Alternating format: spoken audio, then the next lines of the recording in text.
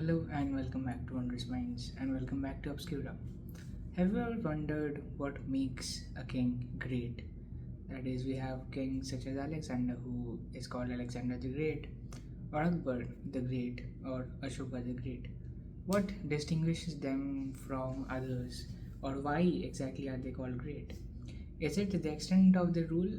Maybe not, because while of course Alexander ruled for quite an extensive area and he was the one to successfully lead into Asia and also uh, come to the doorsteps of India.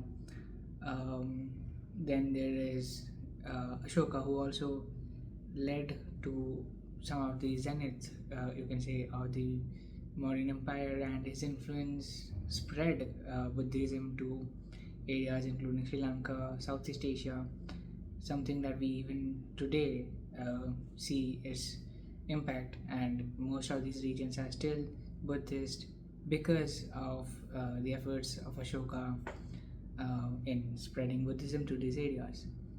But then Akbar did not have the largest extent of the Mughal rule. It was rather Aurangzeb who had the largest extent of the Mughal rule. Is it the way that they conquered, the extent of their campaign from where they started to where they ended? Maybe again not. Well, again, Alexander obviously did see the largest extent of his rule go, but the same can't be said for Ashoka, because he did not really conquer any other area after the Kalinga War, which was in somewhere in his early days only. So, and in fact, Chandragupta Maurya, who was the founder of the Maurya kingdom, had the extent of largest growth of extent of the kingdom, and Akbar can be said, yes, he had befriended the entire area of the Rajputana, and that is something that really was a great increase in the area. But then again, it was Aurangzeb who really conquered most lands for the and also led to a kind of successful slash unsuccessful expedition into the Deccan. So these are some very contested area, because for some it is the extent, the growth that they did.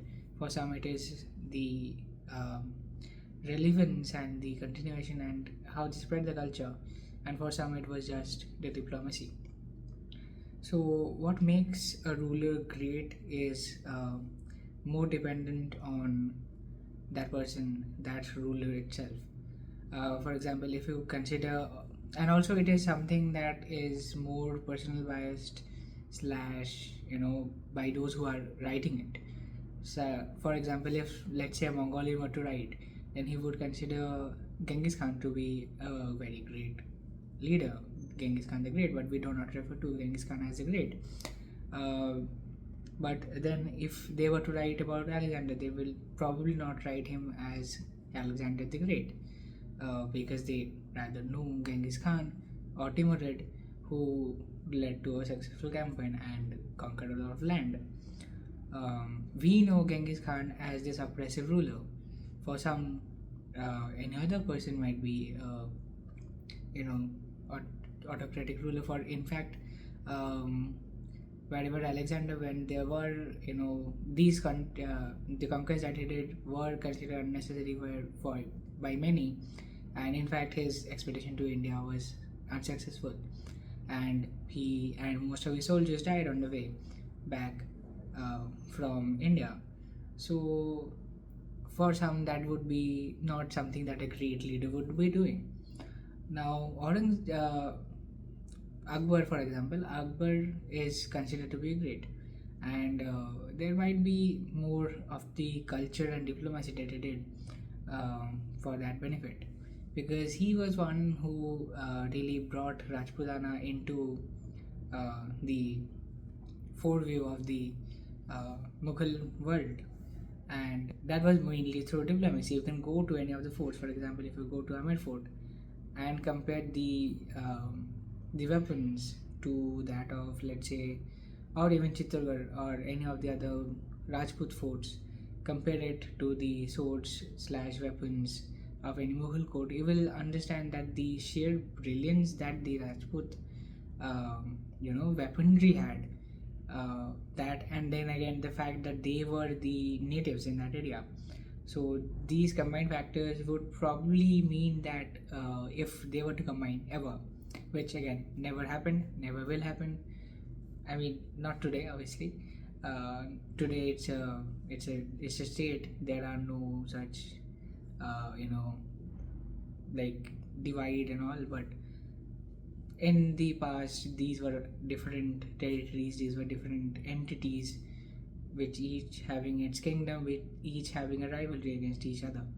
So if they were to combine, let's say hypothetically, then probably the Mughals would not have been able to conquer these areas. But majority of the area were brought under Mughal rule, and that was by the sheer diplomacy of Akbar.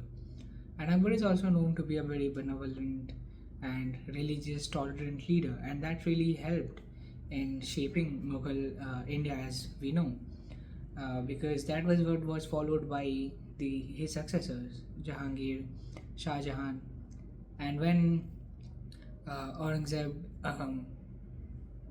destroyed the religious tolerance that the state had, there were infightings. The Rajputs started to shift away and started to establish their rule. There were constant fight with the Rajputana kingdoms. Then the fight of the rising Maratha kingdom and his Deccan expedition. All these really diminished the power that the Mughals had, and ultimately was what led to the decline some years later, many years later. But yeah, after that, after Aurangzeb's death, it was more of a title head. There were kingmakers. There were it was mostly a title head, and their relevance really gradually died. And then the Marathas took over. Then again, it was made a title head that under the Mughal king we are fighting in the 1857's Indian freedom, first war of independence, the Sipai Mutiny. So that was how it was for the Mughals. And coming to Ashoka, Ashoka was someone who, again, he fought a war, he found the bloodshed to be very unnecessary, and then he spread Buddhism.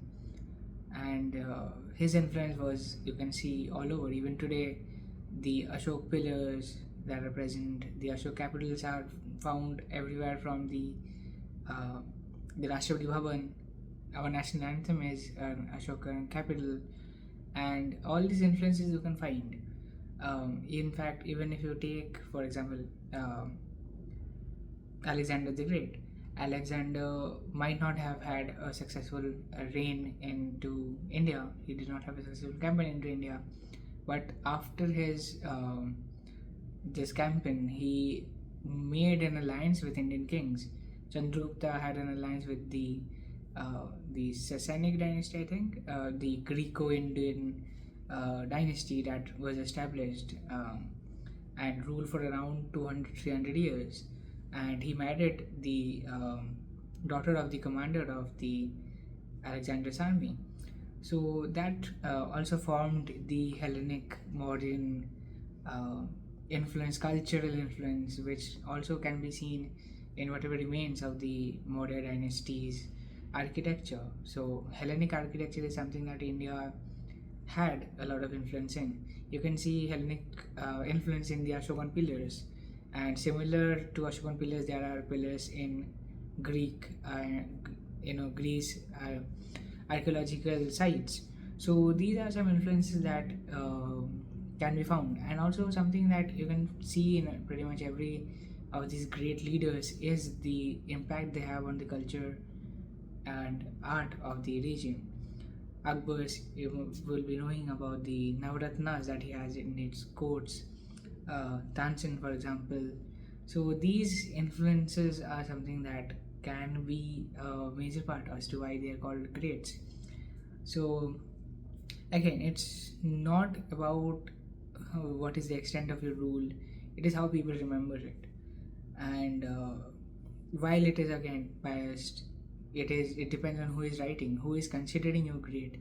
Depends. For some, for let's say the Orthodox community, then and even today, they might consider Aurangzeb to be a greater leader than Ashok, or sorry, than Akbar or Shah Jahan. Some might consider Shah Jahan to be a great leader because of the influence and the fact that the forever symbol of Mughal rule slash Islamic rule of India would be the Taj Mahal and the Red Fort areas, which were successfully developed in the successive years of the Mughals, or even the Red Fort, the Shah Jahanabad. These are symbols that we even today associate India with, in fact, not just Mughal India, but India with. So some might consider him to be a great leader. Someone might consider him to be the greatest uh, ruler because of the influence that he had on the architecture of that. Some might consider Jahangir to be so because of the influence that he had. He and his, in his rule there were a lot of patronization of art, and not just, I mean, in terms of art, the Mughal gardens, for example, were something that he, pioneered, and also poetry was something that he used to patronize. But then again, if we come to art, architecture, poetry, then the fact that India has such a rich culture slash art slash poetry is because of patronization of a lot of regional kings as well. So these are heavily contestable uh, terms. In fact, who is considered great depends on who you are asking. And again, history is literally written by people. So whoever's book you are reading depends on that person, who that person considers to be great. You cannot have a universalization of people who you consider great. Um, so for the Western world, it might be Alexander. For Mongolians, it might be Genghis Khan. For Indians, it might be Ashoka and Akbar. For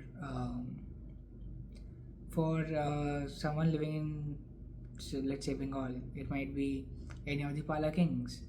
Um, for someone living in Tamil Nadu, it might be Rajendra Chola, Rajaraja Chola, because of the influence that they had in that era, and also in their impact in the maritime history of India, in fact. So it really depends on who we are asking. North India, having like Akbar did not have much of an impact in the southern part of India. So if can you consider him to be great because he had an influence over the northwestern and northern part of India, and he did not have even impact on what is West India. In fact, he did not have any impact in the part that is now Gujarat, Maharashtra. So depends on who you are asking, really. Who do you consider to be great? Let me know in the comments, and thanks for watching. See you in the next one.